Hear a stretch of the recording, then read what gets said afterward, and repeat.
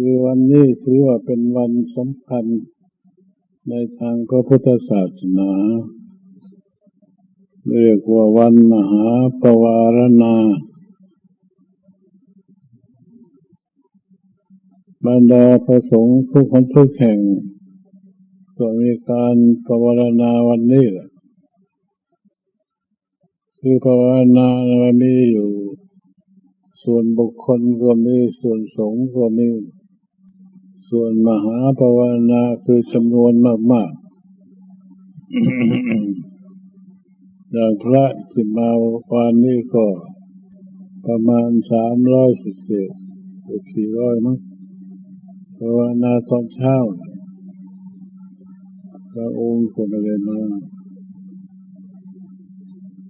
อันนี้บรรดาทายกทายิกาก็ถือเอาแบบของพระเจ้าพระสงฆ์ก็ได้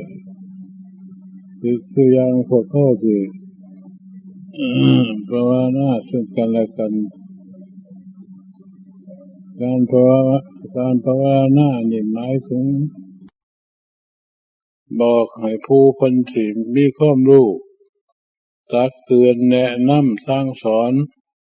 ในหลักการวิธีการในด้านพระพุทธศาสนาหรือผู้มากเก่ามากใหม่ก็ศึกษากันได้เพื่อจะได้ประพฤติปฏิบัติให้ถูกต้องตามทำนองคล่องธรรมแต่ว่าบางคนโดยมากตักเตือนกันได้ยากถือว่าเจ้าของเป็นผู้ฉลาดเฉลียวหรือมีความรู้แล้วถ้าคนอื่นตักเตือนแล้วก็คล้ายๆก็ว่าเป็นการตำหนิตีโทษหรือเกิดความโกรธขึ้นมาก็เลยขัดกันไปในทางที่บางทีการตักเตือนกันนี่ดีหลายซึ่งพระพุทธองค์เป็นถือมาหลายพันปีมาแล้วเมื่อว่าแต่พระพุทธเจ้าพระโคดมซึ่งเป็นพระพุทธองค์ของเฮาในระยะนี้องค์ก่อนๆหลายล้านหลายโกรธองค์โดยมากก็ถือการภาวนานี่แหละเป็นหลักเพื่อจะได้ตักได้เตือนได้บอกได้ข้าวกันอะไรควรบ่ควรเพราะว่าสมัยก่อนนั้นว่ามีตำรับตำราอาศัยเอามุขปาฐะคือปากเว้าสู้กันฟังเลยแนวบอกไปตามวิธีการคือการปฏิบัติธรรมะนี่มันเป็นของละเอียดโดยมากคนเล่นเข้าไปจนถึงจิตใจของแต่ละคนอยากให้จิตใจนี่อยู่ในกรอบของศีลของธรรมโดยเฉพาะอย่างพระเจ้าพระสงฆ์เพิ่นก็ได้ตั้งสัจวาจาในการประพฤติปฏิบัติธรรมะในระหว่างไตรมาส3เดือนยิ่งกว่านั้นบรรดาทายกทายิกาบางท่านบางคนก็ได้ตั้งสัจวาจาเริ่มตั้งแต่การทำบุญสุนทานหรือการตักบาตรฉังหันที่พยายามทำกันอยู่ตลอดจนถึงพรรษาคนนี้บางคนผู้ที่มีความโกรธก็พยายามจะรักษาว่าให้จิตใจมันเกิดขึ้นบ่ให้โกรธขึ้นในระยะที่มีอารมณ์มากระทบกระทั่งถ้ารักษาได้ก็เป็นการฝึกหัดจิตใจของเฮาให้บ่ว่าให้โกรธไอ้ความโกรธนี่ว่ามันของดีไปนี่เป็นของง่ายๆแต่ว่าทำมาเป็นการทำลายจิตใจของเฮาโกรธขึ้นแล้วมันสิบังคับหัวใจให้ฉีดเลือดเต็มที่หน้าดำหน้าแดงจนหมดมือไม่สั้นสายไล่ตาไปเลยพูดก็ใครถูกใครถูกคุ้มนักก็กับใครทั้งบ่แม่นเป็นส่วนใหญ่ก็เลยเกิดอิจฉาอาฆาตพยาบาทจองเว้นกันขึ้นสร้างแต่บาปแต่กรรมขึ้นทับผมคิดใจรักษาความโกรธแล้วก็รักษาความหลงความโลภความหลงนี่แหละเป็นต้นเงาเข้ามูลของอำนาจฝ่ายต่ำที่ทำลายจิตใจและนี่เขาเรียกว่าเป็นกิเลสตัวใหญ่ขมูลแต่เรื่องอิจฉาอาฆาตนั้นมันก็เลยไปจากความโกรธตัวนี้แหละไอ้ของเรานี่ว่ามันของดีเพราะว่าการประพฤติปฏิบัติศีลธรรมมันต้องมี ต้องรักษาใจให้มั่นคงให้พิจารณาอยู่ในเรื่องของเฮาเพราะทุกคนจะเกิดเป็นมากก็ต้องการความสุขความเจริญต้องการความดีความดีบ่อยากให้มีสิ่งอื่นมากระทบกระเทือนจิตใจรักษาจิตใจอยู่ในจุดใดจุดหนึ่งเพื่อจะเอาคิดไว้ใจอันนี้แหละเป็นผู้นำที่แรกให้กับพยายามอบรมเอาคิดไว้ใจตัวเองพวกธรรมะทั้งหลายแหละมันจะมาร่วมในจิตใจของเฮาถ้าใจบ่ดีแล้วมันยังก็เข้าบ่ได้ความโกรธกันแรงก็ไปดันหน้าไปซะความโลภความหลงก็เข้าไปอยู่ในหันหมดโลกลงกิริยามารยาทความประพฤติก็เปลี่ยนแปลงไปเรื่อยคำพูดคำจาก็พูดไปในทางที่บ่สมควรพูดไปในทางที่บ่ดีบ่ดีเลยเป็นเหตุให้ขัดกันฉะนั้นการรักษาจิตใจของเฮาไว้ได้ปีหนึ่งหรือ3 เดือนได้บ่ให้มีความโกรธความแค้นบ่ให้มีอิจฉาอาฆาตพยาบาทจองเวรกันถ้ารักษาได้จังซี่ก็ดีหลายแต่ว่าบรรดาสิงสารสัตว์ของเขานี่ใช้กำลังต่อสู้กันเอาใครมีกำลังหลายก็ต้องชนะไปล่ะหรือผู้มีผิดหลายก็ต้องเอาไปเพราะพวกเรานั้นมันเกิดขึ้นมาตัวหน่อยกินตัวใหญ่ตัวใหญ่กินตัวหน่อยกันต่างคนต่างตัวต่างกินกันตกลงก็เลยเป็นที่ว่าเป็นบาปหรือเป็นกรรมหรือเป็นอะไรมันแก้กันเรื่องสั้นตลอดหลายกับหลายกันต่อเมื่อเฮาเกิดขึ้นมาเป็นคนโดยสมบูรณ์แล้วอันนี้พระพุทธองค์สอนว่าเป็นคนที่มีโชคหลายมีลาภหลายพอเป็นคนเนี่ยมันเป็นมนุษย์อยู่ในชั้นกลางในระหว่างกลางขั้นสูงก็มนุษย์ไปก็เรียกว่าเป็นเทวดาเป็นหญิงเป็นพรหมไปเป็นพระอริยเจ้าไปก็ตามลงไปคนนี้ก็ไปหานรกเปรตอสุรกายกำเนิดสัตว์เดรัจฉานแต่ว่าคนเฮานี่อยู่ส่วนกลางมีโชคหลายโชคจังเลยว่าโชคในการที่จะประพฤติปฏิบัติได้อย่างเต็มที่มีร่างกายจิตใจครบครันบริบูรณ์หมดตาหูจมูกลิ้นกายใจครบหมดสามารถที่จะนำร่างกายก่อนนี้ล่ะมาประพฤติปฏิบัติศีลธรรมให้เกิดขึ้นกับจิตกับใจของเฮาได้หลายถ้าก็ถือว่าเป็นผู้มีกำไรซึ่งเกิดมาในชาติหนึ่งกำไรจังได๋คือสะสมกำลังไว้โดยเฉพาะเรื่องความเป็นมาในชีวิตของเฮาที่เรียกว่าบุพเพกตปุญญาตาอันนั้นก็เรียกว่าผู้ใดมีรูปประพันธ์สันฐานรูปใดวิธีใดมีโรคภัยไข้เจ็บหน่อยๆบ่เคยมีโรคมีภัย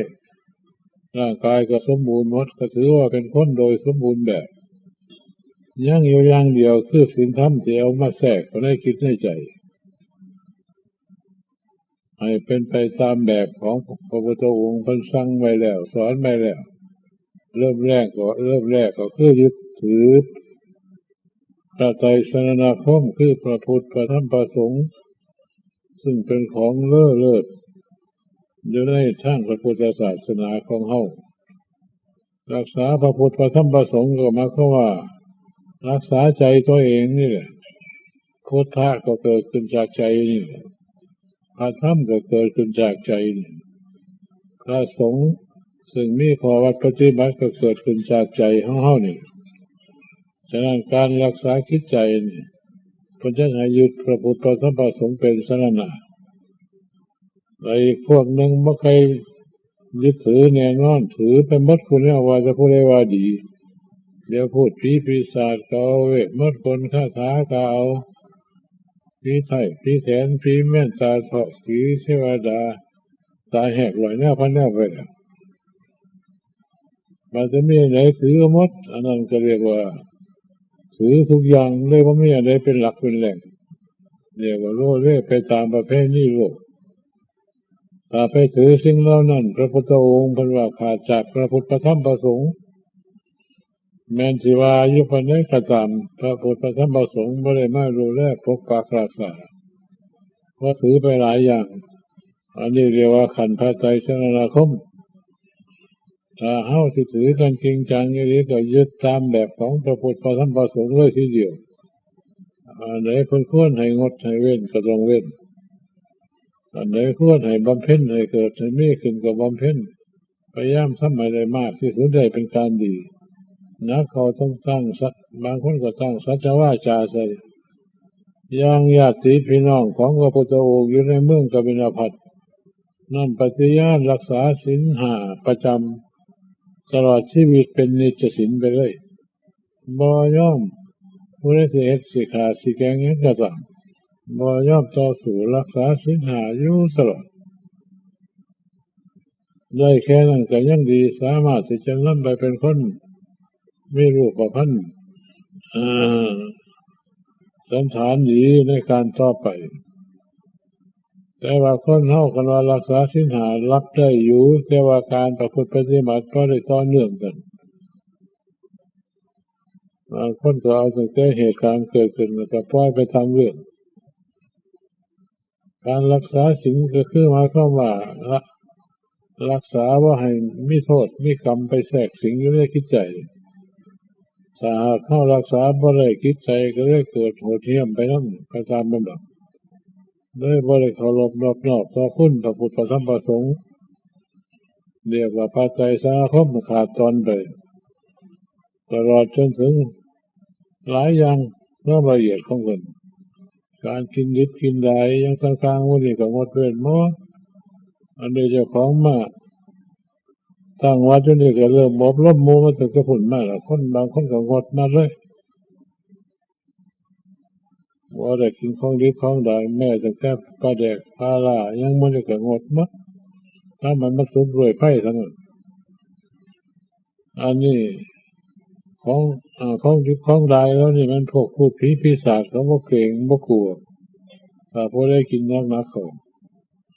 ถ้ากินได้หลายอย่างสมัยคนโบราณคนยังอยู่ในทรงโคราชร้องไห้กินปลาดิบกินนักเข้ามาก็เลยเกิดเป็นแสงเป็นพิเป้าขึ้นมาได้ตัวเลยกินดิบมันก็กินได้ธาตุมันก็ค่อยแก่ขึ้นไปนะของดิบของรายเนี่ยมันก็เกิดแห่งโรคไข้เจ็บมันก็ผิดจากตามประเพณีในด้านศีลธรรมพระพุทธองค์ก็จึงห้ามไว้ยังพระเจ้าพระสงฆ์ห้ามบ่กินของดิบของได้ของสุกด้วยไฟถ้ามีเลือดเนื้อสาบข้าวนอกจากพักนั่งอ่างซึ่งพ่อสิใส่ได้ดิบแน่สุกแน่ก็ยังได้ของที่มีเลือดมีอย่างเลยต้องให้สุกด้วยไฟถ้าผู้ใดไปกินของดิบแล้วมันก็เรียกว่าขาดจากพระไตรสรณคมแหละถ้าผู้ใดงดเพ่นได้เด็ดขาดร่างกายนี่ก็เบากระบางไปน้ำนี่จิตใจก็คอยเบาบางไปน้ำฉะนั้นพระพุทธองค์ก็จึงห้ามไว้แม้แต่แค่พระเจ้าพระสงฆ์เป็นห้ามว่าอยากให้ฉันจังหันเวลาวิการคือถึงแก่เทียนแล้วไปอาหารนั่นนี่ถ้าเอาฉันเข้าไปแล้วมันจะต้องมีผิดมีมึนมีเมาอยู่กันสิไปพึกหาในด้านทั้งจิตใจไม่เกิดง่วงเกิดเหงาสมัยใดก็บ่ใครได้เรื่องเกิดทุกขเวทนามากมายกายกองแม่จะแก้ฉันได้หลายก็ยังบ่ได้เรื่องปัญญาเสียคุณธรรมในสิ่งที่เฮาต้องการตกลงก็ได้เห็นแต่แก่อยู่แก่กินเป็นจังว่าโพชเนมาตันอยู่ตาให้ฮู้จักประมาณบ่ท่านไหนอีบ่จัก 2-3 คำนี่งดไปสักเอาน้ำตื้มลงไปเพื่ออยากให้ประพฤติปฏิบัติให้ศีลธรรมมันเกิดขึ้นถ้าท่านก็ตกอยู่ในนิวรณ์ทั้งห้าละความง่วงเหงาหาวนอนลอยอันพันประกันคือของเรานี่มันก็ดีอยู่บำรุงธาตุขันธ์แต่แล้วมันจะไปทำลายในด้านจิตใจของเขาถ้าหากเขามีสติสมควรมีกำลังจิตใจแก่กล้าจังน้อยหนึ่งใครอยู่ฉันหลายก็ได้ยังก็ได้สิ่งเหล่านี้พระพุทธองค์มันสอนมาแค่เริ่มแรกขณะเรื่องของศีลห้านี่มันเป็นของจำไปนี่ผู้ที่รักษาศีลห้าได้ประจำเด็ดขาดต้องเป็นแต่พระอนาคามีผู้นี้จะสิเด็ดขาดเลยแต่นอกจากนั้นก็ยังมีการปรับกอกไปมาอยู่เลย ฉะนั้นบรรดาพวกเขาผู้ที่ต้องการฝึกหัดจิตใจก็พยายามลดละสิ่งเหล่านี้แล้วก็เล็งในการขอวัดปฏิบัติขออย่างเต็มที่เพื่ออยากให้จิตใจเกิดความสงบสงัดเพราะว่าจิตใจเนี่ยมันเป็นตัวใหญ่เป็นตัวเป็นหลักเป็นแรงในชีวิตของคนถ้าใจมันออกจากร่างเลยก็หมดปัญหาในร่างกายธาตุดินน้ำไฟลมอันนี้เขามาอาศัยของโลกอาศัยธาตุของโลกเป็นเรื่องร่างของจิตก็มาก่อขึ้นมาได้มาแล้วก็ตกลงก็เลยติดอยู่ในการบำรุงเรื่องธาตุขันธ์เจ้าของเป็นส่วนใหญ่แต่ด้านจิตใจก็เลยปล่อยไปเสียต่อเมื่อเขามาฝึกหัดดัดแปลงจิตใจให้รู้สึกว่าจิตใจมันเบามันบางมันเกิดสว่างไสวมีความสดชื่นเบิกบานได้ยังคอยสิวจากคุณค่าของมันไอ้ของเราน่ะมันก็เป็นของพอมีประมาณบางคนผู้กินก็กินหลายจนว่าน้ำย่อยอาหารบ่พอแล้วเกิด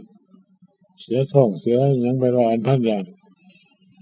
ฉะนั้นห้ามว่าอยากให้ฉันแต่โดยมากนั้นมันฉันหนเดียวสมัยก่อนไม่จังเบาหลายแต่ว่าคนพระสมัยก็เอาหอดสองเสื้อคนน่ะแต่ลักษณะสองข้างสองหนนี่มีเพศไม่อย่างแต่ก่อนเพิ่นก็อนุมัติอนุโลมให้พระผู้ที่มีอายุสูงเวลาไปบิณฑบาตบางทีก็เป็นลมเป็นแรงไปแน่วินเวียนไปเพิ่นก็เลยว่าให้ฉันน้อยไว้แต่ก่อนมีน้อยไปจะคอยไปบิณฑบาตแล้วจะมาฉันความจริงอนุญาตให้ผู้ที่มีอายุสูงนั่นแหละแต่สมมติเพราะว่าสูงมาทำแล้วนำมันไปหลดอาศัยความกินเป็นเรื่องใหญ่นำนักขอบางที่ยังไม่ได้เงินนำโมกมีบางคนแต่ว่าเมื่อเฮาฉันไปหลายครั้งหลายหนแล้วก็ทับถมจิตใจแล้วเกิดความง่วงเหงาหาวนอนเลี้ยงหน้านับประการทุกขเวทนาก็หลายสิไปบำเพ็ญทางจิตก็บำเพ็ญบ่ได้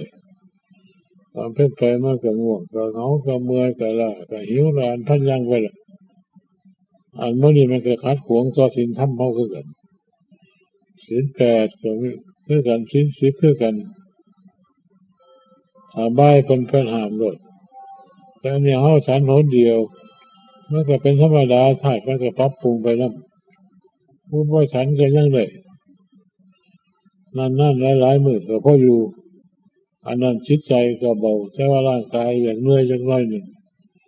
แต่เรื่องในการประพฤติปฏิบัติธรรมะจิตใจมันอาศัยตัวของมันเองหรอก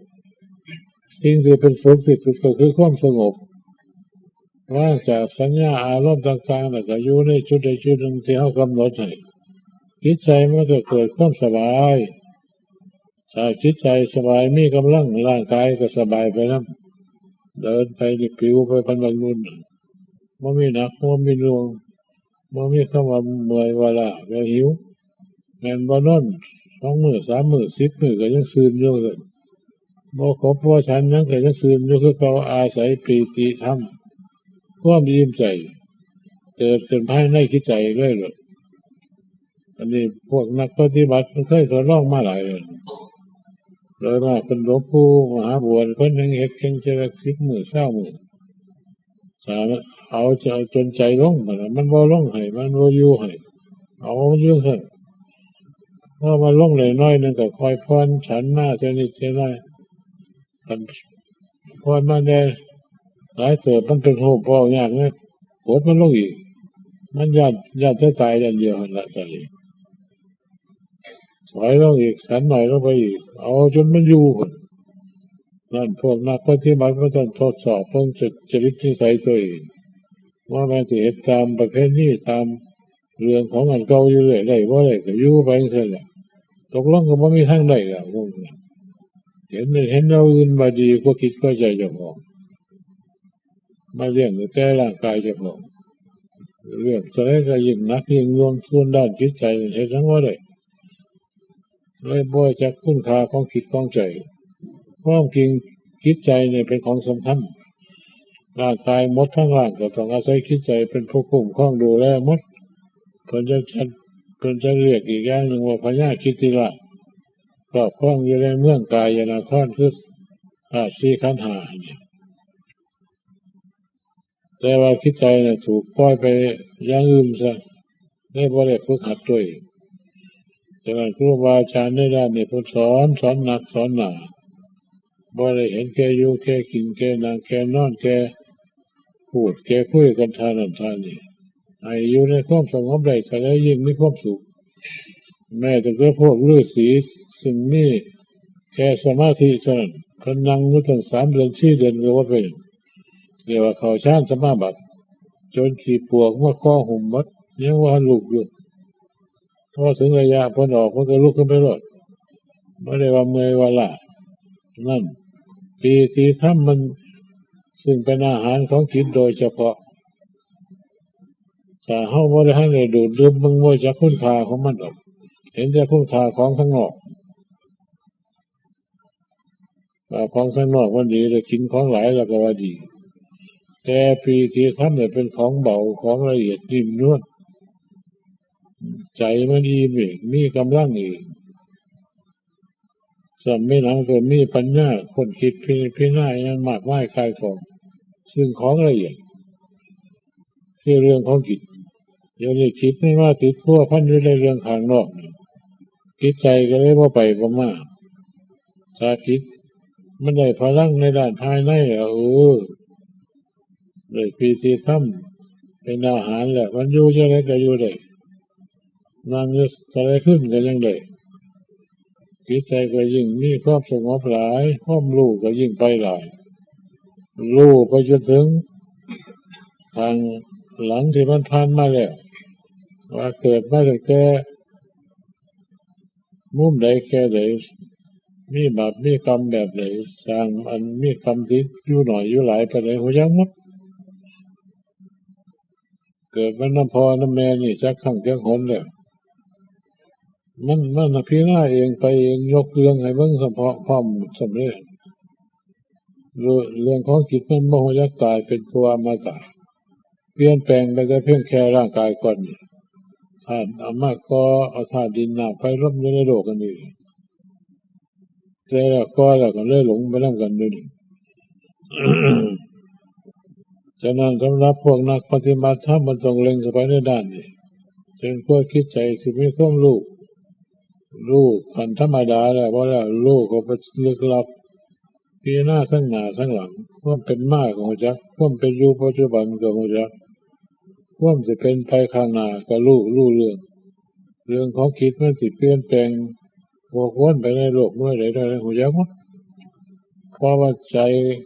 ตัวนี้มันได้กำลังพอมันก็เบิ่งเจ้าของได้ออกเบิ่งตัวเจ้าของได้อันนี้เพราะครูบาอาจารย์เป็นผู้ปฏิบัติชำนิชำนาญมาแล้วเห็นนะมันว่ามันของลึกลับแต่มันของอยู่ในใจเฮาเนี่ยว่าอยู่อื่นถ้าเห็นสิ่งพวกนี้แหละของข้างนอกเนี่ยก็เลยเป็นเรื่องไม่ค่อยดีแหละเห็นแล้วก็เป็นตาเกรงตะกลัวแหละแต่ผู้ว่าเห็นก็นำกระดุ้งสั่นแหละคือเห็นว่าอย่างเด็กน้อยซุมื้อของมึนของเมาดมกาวดมทิ้นเลยกินกันซ่าร้อยอันพันแนวให้เราอินด้วยทำร้ายเจ้าของโดยเฉพาะเนี่ยหาแต่เรื่องบ่ดีมาทับถมเจ้าของ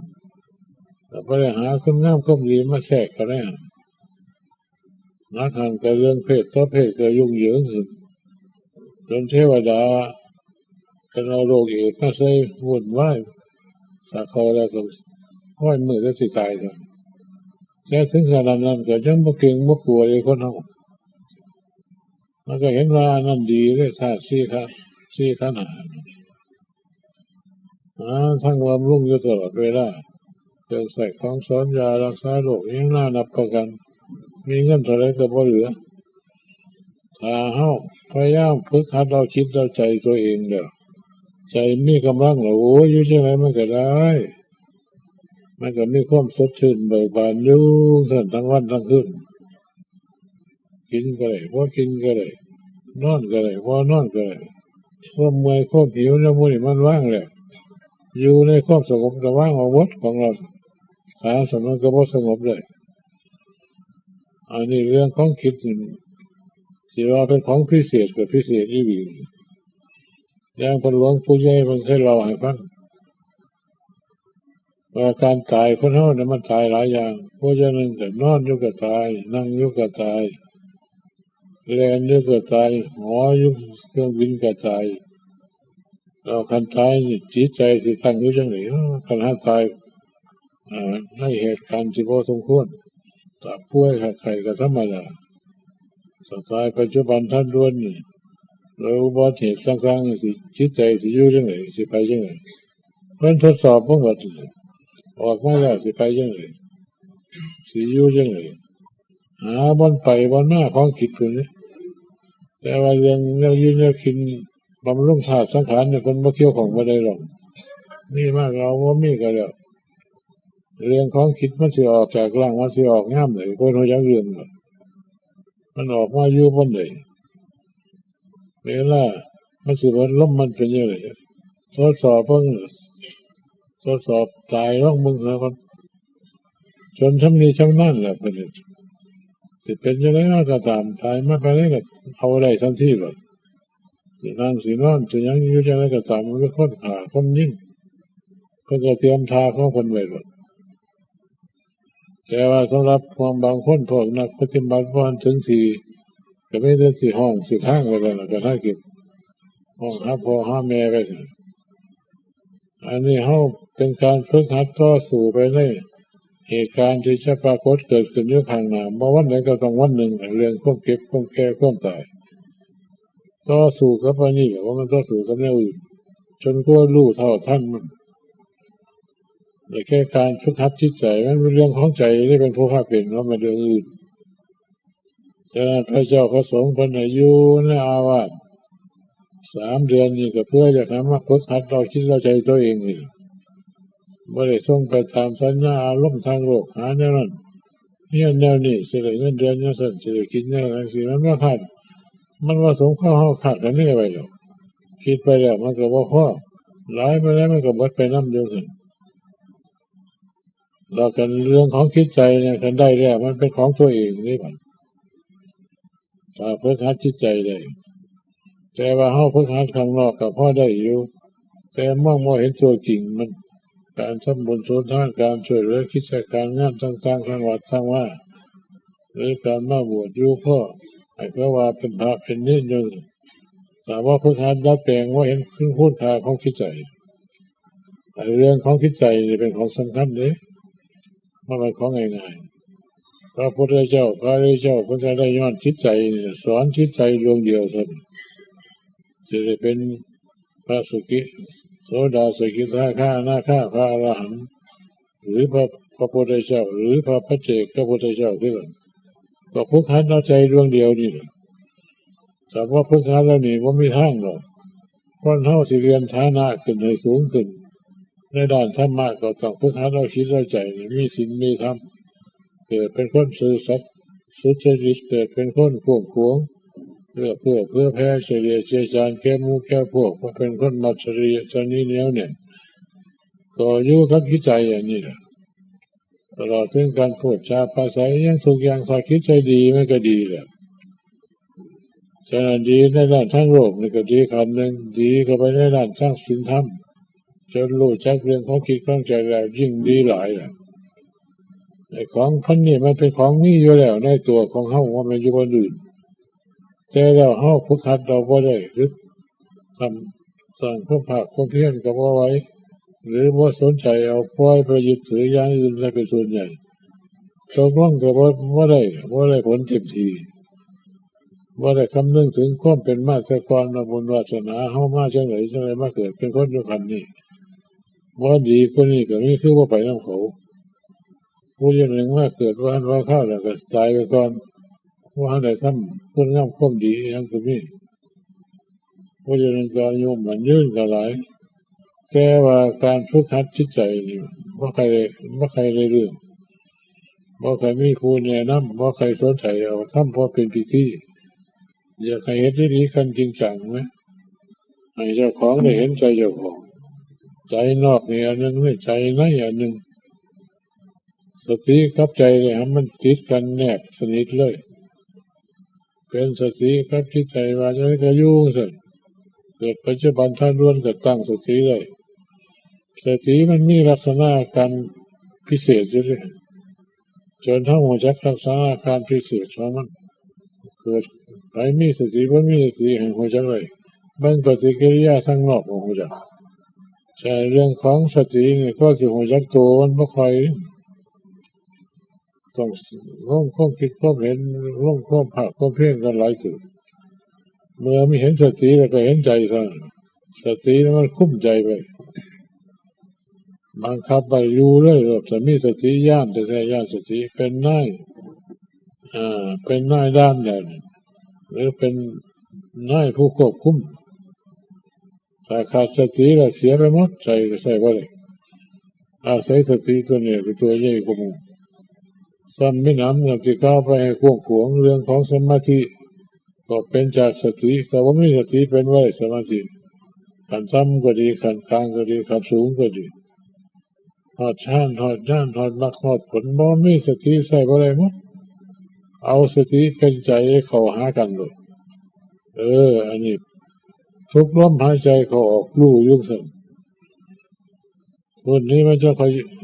น้ำท่านมันเรื่องของจิตมันหาทางออก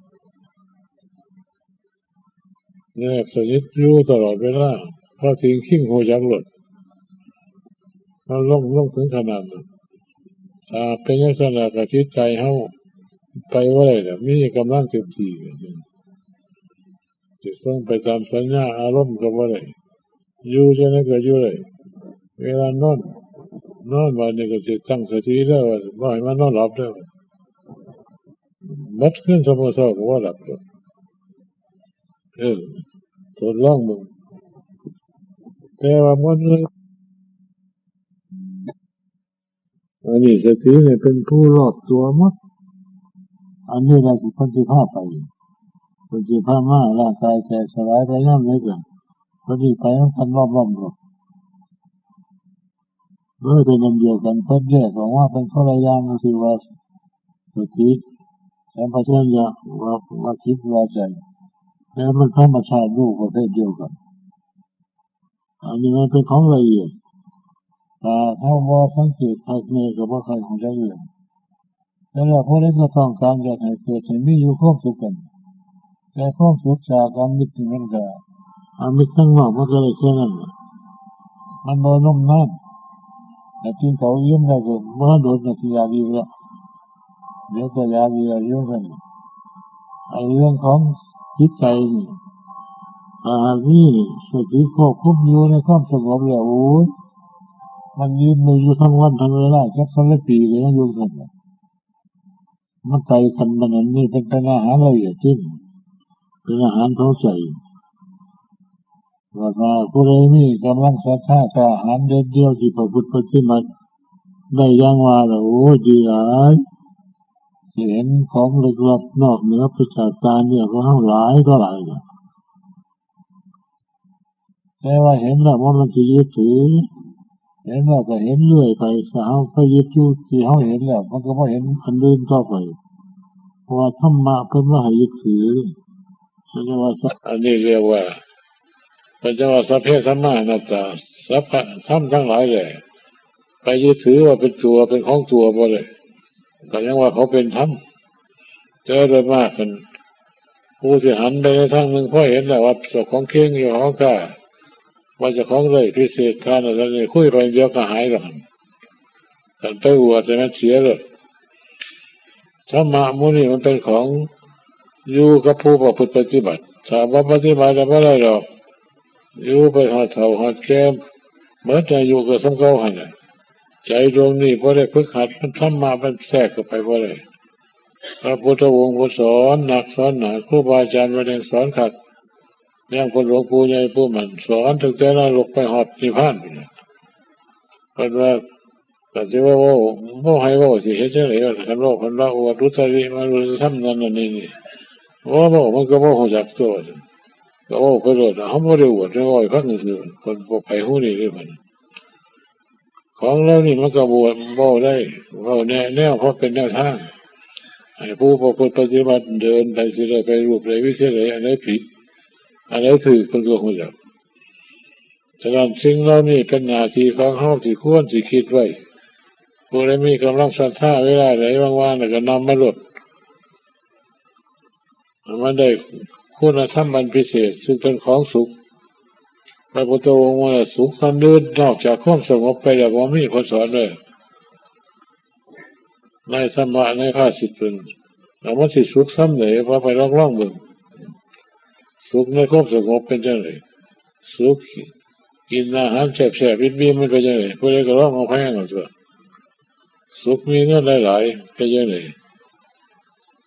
แล้วสุขบ่มีหยังมีแต่คิดใจกับสติอันเดียวมันสิสุขซ้ำไหนอยากให้พิจารณาเบิ่งโอ้เฮามันศึกษามาหลายโดนนี่หลายปีแล้วพอสิรู้จักเรื่องว่าสิพึงพิงอาศัยความสุขมันอยู่ไสมันอยู่ในใจเฮานี่ธรรมะก็อยู่ในใจเฮาการทำว่าเข้าไปหาใจสิไปเข้าไปหาหยังสิเอาสติแล่นไปที่ใดแดนไหนวนอยู่เลย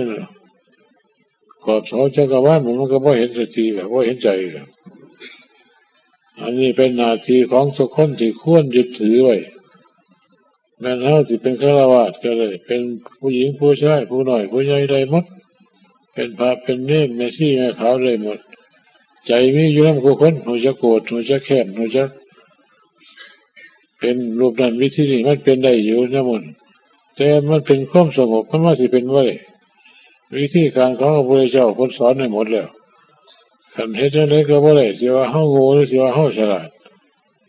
ก็ต้องอ่านมันตัวเจ้าของเองของตัวสิให้ไปเก่งแต่เก็บแต่ปวดแต่ละแต่สิรวมสิตายมันบ่ตายหรอกใจมันยังหวงหลายหวงร่างกายมันก่อขึ้นมาจักเท่าใดปีก็สิเป็นรูปเป็นร่างมันยังหาทางออกซื่อเฮาก็เลยนำมันได้สิเด้เอาตายไปเดิมพันหน่อยมันอยู่หรอญาติตายแล้วเดียวใจมันเฮ็ดจะให้เฮาญาติจะให้เฮาเศร้าเอามาจนหูจักหน้าจักตามันปานนั้นมันจะค่อยสิอยู่ได้การฝึกหัดดัดแปลงแล้วไปสิได้ถึงขั้นใดแค่ใดนั้น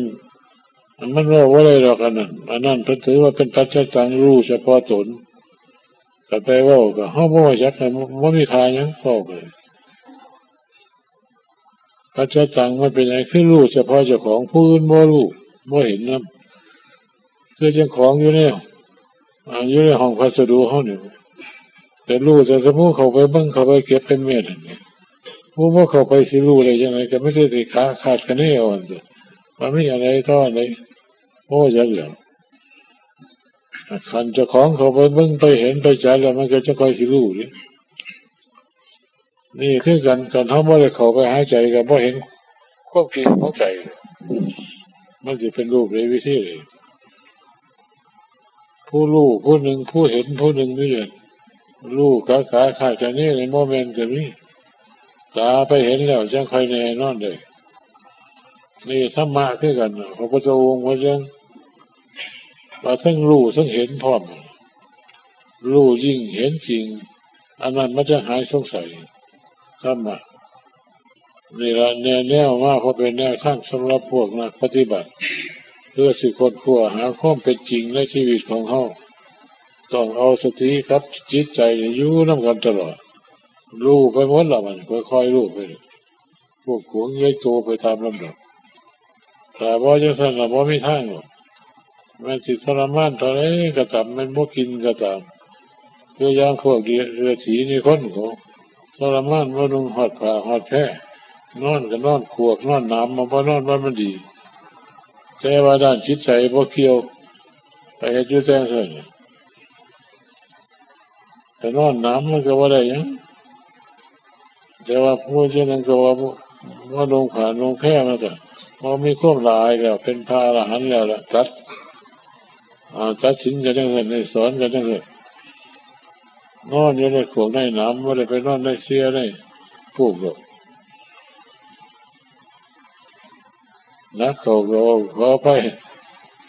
ไม่แค่ขี่ก็ว่าเอามือแกงเอารถกันนี่มักน้อยไปนี่การทำมันก็บ่ทันได้เห็นว่าถือเรื่อง นี่จะว่าหางูเห่าพิณาเบิ่งโอ้บ่ได้อยากได้ในคันนี้ล่ะหลักการวิธีการของพุทธองค์มีหมดเฮาเฮ็ดได้ทั้งนั้นล่ะอันใดเนี่ยคนเฮ็ดบ่ได้มีบ่จะสร้างเอาบาปเอากรรมก็คือเฮ็ดได้ข้าพ่อที่แม่แห่งหลายข้าเจ้าของเองก็หลายแต่ว่ามาแก้เอาคิดใจตัวนี้ให้มันหายจากควบยึดถือภายนอกตัวนั้นเฮ็ดบ่ได้ก็สิว่ามีปัญญาหรือสิว่าบ่มีปัญญาหรือสิว่าโง่หรือสิว่าฉลาด